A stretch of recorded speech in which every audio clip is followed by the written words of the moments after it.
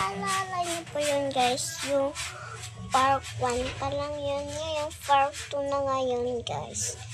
So guys, for today's video, alam niyo gagawin, edi papusukin natin yung bahay ko.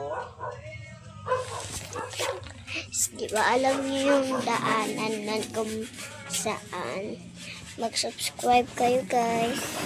Di ba guys, ito yun.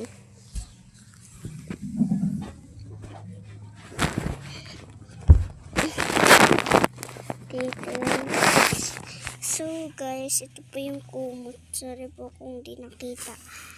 Part 1. Ito po yung kumot na yun. Tapos dito po ako natutulog. Charot lang guys. Ginawa ko lang po to kasi trip ko lang. Trip ko lang kasi wala akong magawa sa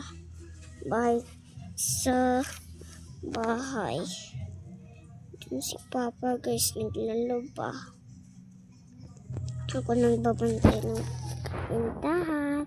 So guys, i-follow nyo ako Rick's Mingo Tea. Bye bye!